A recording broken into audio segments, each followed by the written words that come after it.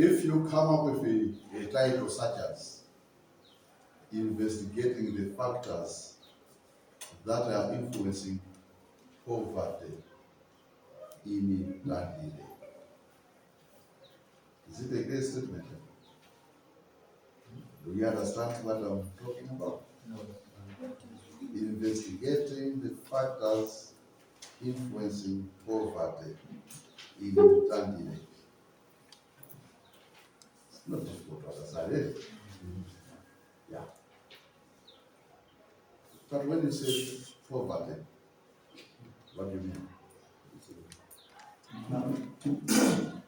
Ngakhale umphawu ukati umphawu uthanda ukushiyana. Yeah, uswala.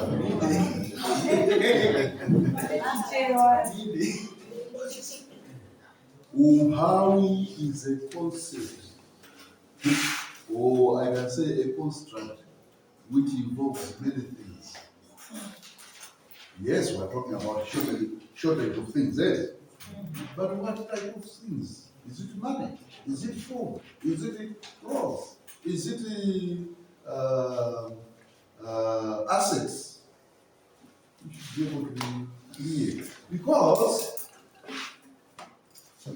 in this statement you have said, since you are going to try to measure poverty, what specific things are you going to be observing for you to say there is poverty in this household? Are you going to be observing food availability? Are you going to be observing assets? Are you going to be observing income? Are you going to be observing the type of houses the people are living in and whatever? So, a simple terminology like poverty requires operational definitions. Because people can challenge you. You come up with data and say, I found that 30% of the people living in London are poor. Because I saw them, they were eating 1 meal per day. And then somebody says that. And according to my knowledge, 60% of the people in Italy are poor because they are living in poor houses, they don't have assets, they don't have radios, and like, those are poor. It's not wrong. You were just looking for food. And he's looking at another aspect. So unless you define clearly what you are going to be measuring, it can be in a challenging situation as a scientist. So you need operational definitions. A definition which talks about the concept in terms of the operations or processes that will be used for measuring that concept. The concept of operational definitions is clear for us already. Yeah? It's not clear. Who is saying it's not clear? Where is it? It's not clear. What's the problem? Every terminology you are using in the problem statement, and this is true even in the diagram, in the objectives, the terminologies you use, you should define them in terms of the actions you are going to do in order to measure that terminology. And this example I've used of poverty, if you go into the dictionary, obviously you find so many definitions there. But that's not what we're talking about.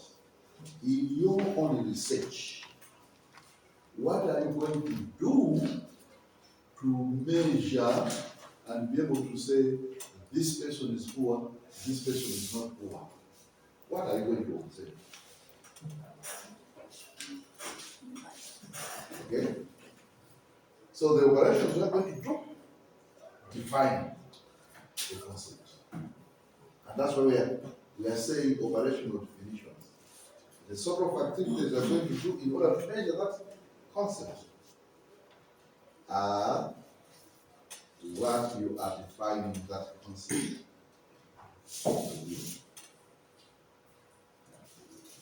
Yes? Shall we know? Automatically defend as many as this. We are in a matter of so whatever. And another like a transition. Very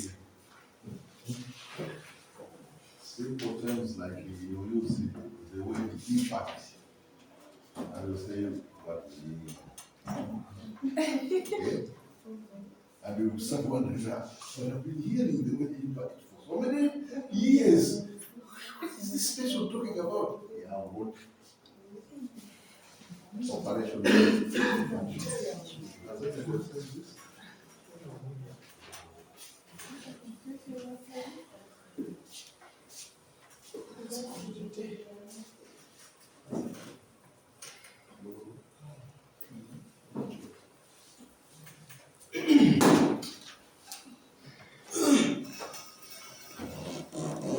And make sure that your problem statement is not general to create the vagueness in people.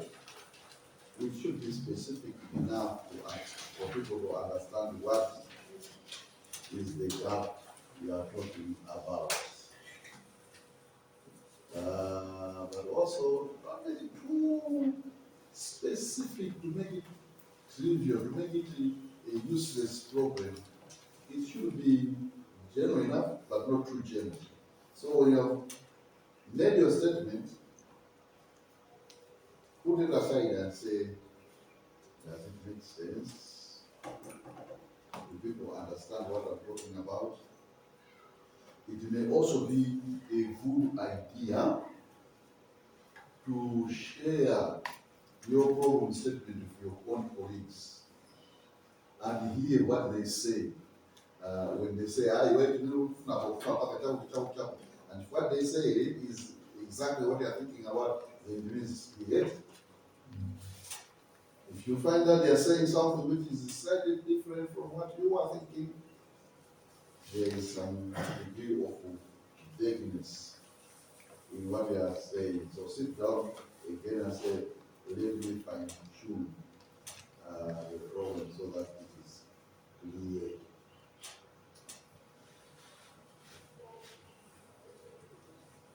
One good technique for making sure that the problem statement is clear is that in the statement, the variables which you are going to be investigating should be clearly identified. The population where the study is going to be conducted should be clearly identified. So, right, by the way, if you go in drive, look at what your colleagues in the past have done. Go to the section where they say problem statement. You will find a paragraph. You will find the 3, 4, 10 sentences. But we are saying problem statement, one sentence. The other statements they make there are only trying to put that statement in proper context. The statement we want to see is the statement of knowledge gap, information gap in that section. So somebody will say, I've conducted a literature review, I found this one said this one said that, this one said that, but there's nobody who is saying this gap. So all these sentences you are putting here are just making a context for what you are going to say in the problem. When somebody says, what is your problem statement? You should be able to go to the specific statement of your problem. And I'm referring to that specific statement. It should identify the variables you are going to be investigating. It should identify the population, the area where the study is going to be conducted. As a way of making sure that it's a clear problem statement. Okay.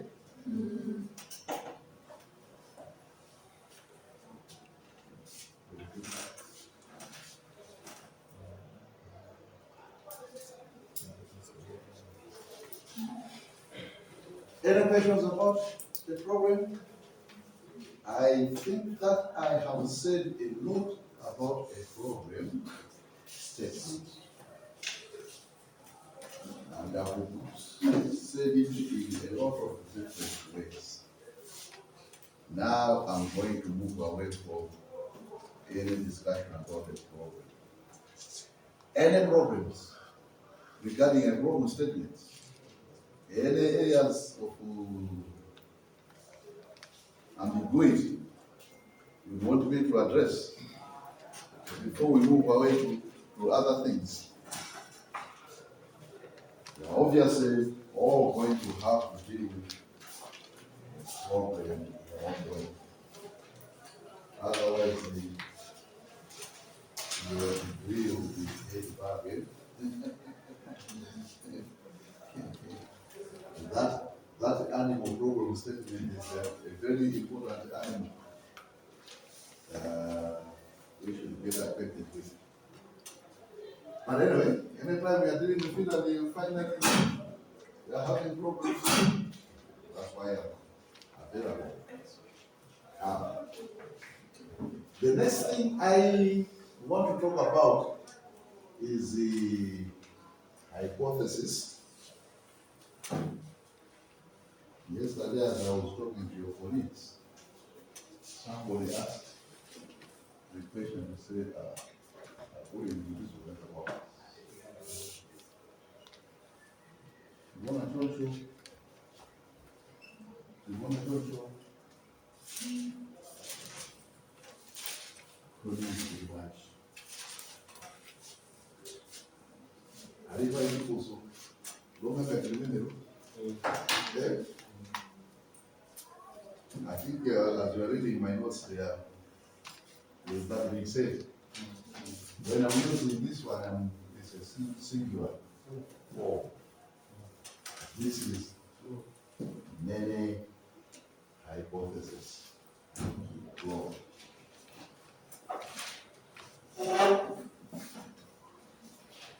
Hypotheses provide direction to basically the whole research process. And by the way, as I'm talking about my hypothesis, other research projects will be talking about objective Z. Others will be talking about research questions. And we discuss where research questions, objectives are appropriate, where hypotheses are appropriate. Did you discuss that? Discuss? Sometimes I confuse with your colleagues over the debate. And unfortunately, you can't show us one another. I teach the other ones on Saturday, and I teach you on Monday. Okay. You remember one time we were talking about the types of research, and I drew a continuum here to say research varies from descriptive to quantitative. Do you know that? Or descriptive to experimental research. I think those are the results I use. And I said all other research designs will fall between these continuum. When we are talking about descriptive research, I said that it is research designed to describe a situation. For example, if I had a question to say, uh, what is the income status of people in Italy? That's a very good question for the sake. You can go to Italy to assess the income status of people in that area. And you can come back and say, uh, the the range of income is between this and that, meaning that the lowest income earner gets a certain amount, and the highest earner gets a certain amount. The difference between the highest earner and the lowest earner is the range. Yes. So you are describing sort of boundaries in Dandere. If you go to Dandere, the people you will find there, you will not find somebody getting income lower than this. You will not find somebody getting income higher than this. Everybody is within this. That's a description of the income status of Dandere. The other one you said you would actually compute an average. So the mean income in eternity is this. You'll be answering this question: what is the income status of people in eternity?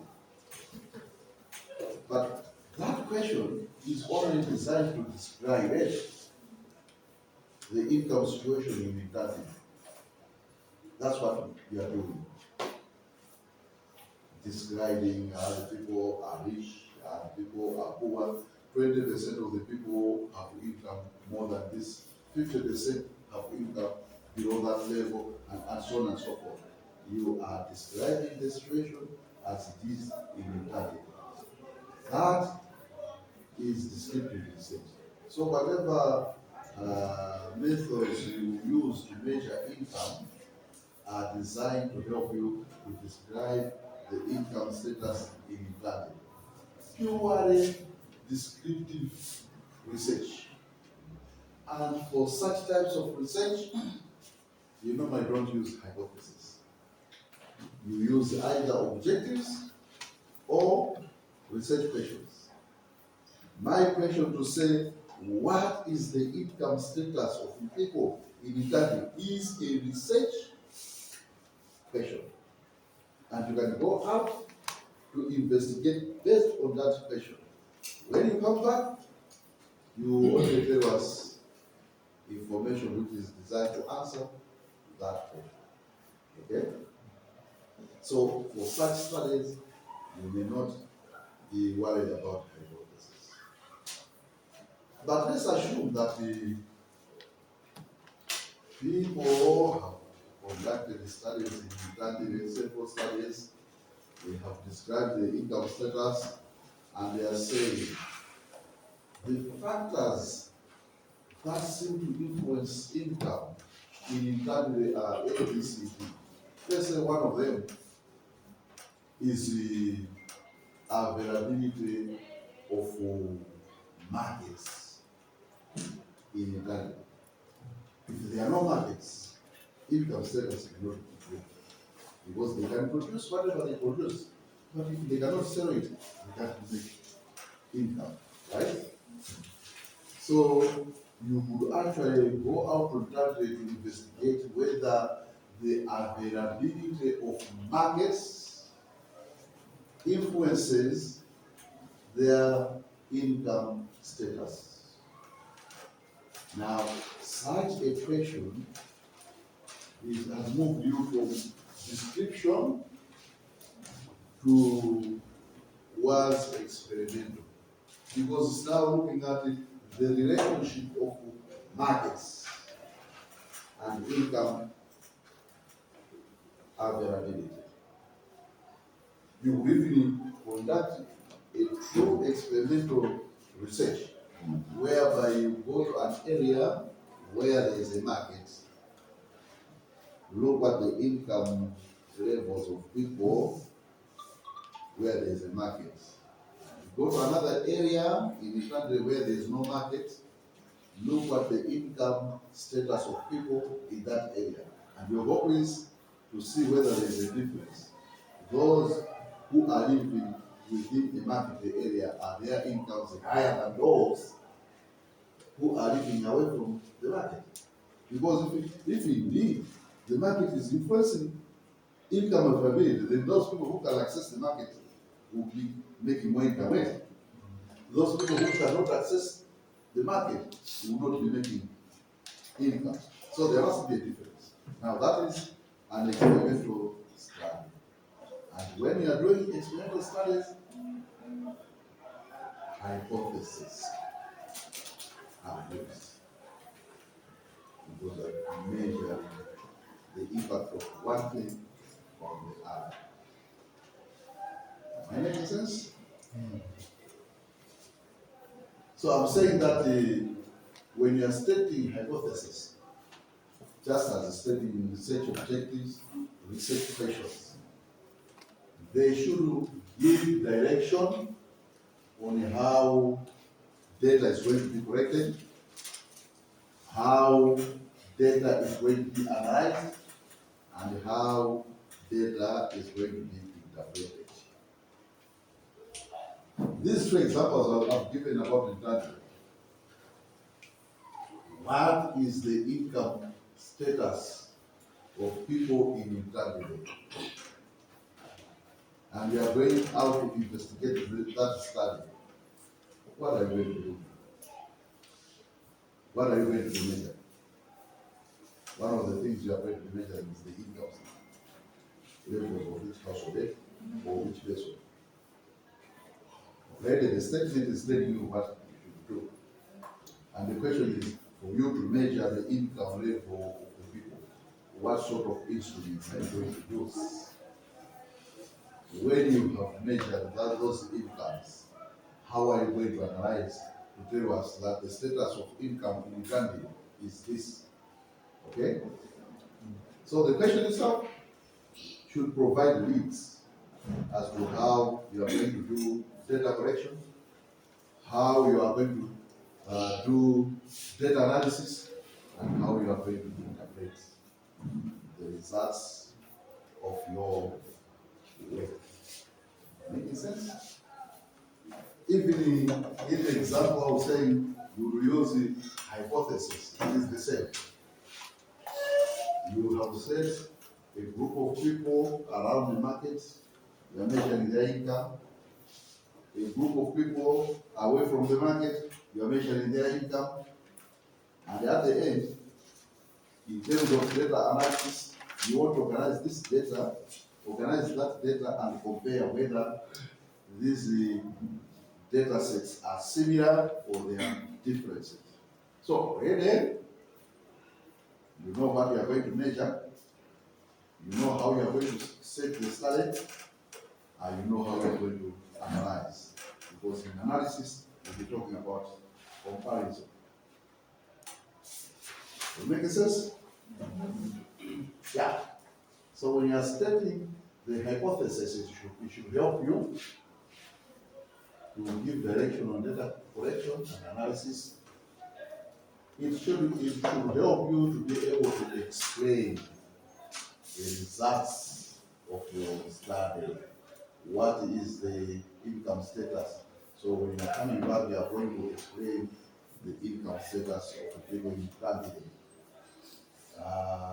Whether markets influence income level, you are going to tell us markets do indeed influence income, because I found that where there are no markets, income levels are low. Where there are markets, income levels are high. In the process, you are also telling us the relationships which are existing. I said earlier that the hypotheses are generated from rich data, where there are no knowledge gaps. So when you come up with the data, you also see where that data should fit in. Questions? So, Yes. is it possible for research to have hypothesis and objectives at the same time? Yes, yes. You can have one objective, another one a hypothesis. That's possible. So that's why when you read, of course, your colleagues, there are so many mistakes in their process. They would say, I'm going to use a mixed design. But mixed design, basically talking about the objective hypothesis research. So, purely descriptive and objective research. So how do you write that? No, actually, when you're writing the proposal or the report, each objective must have its own special section. Whether it is a hypothesis, you should be able to explain for this hypothesis, this is the methodology I'm going to use, and this is how I'm going to analyze. For this objective, this is the methodology I'm going to use, and this is how I'm going to analyze and interpret the results.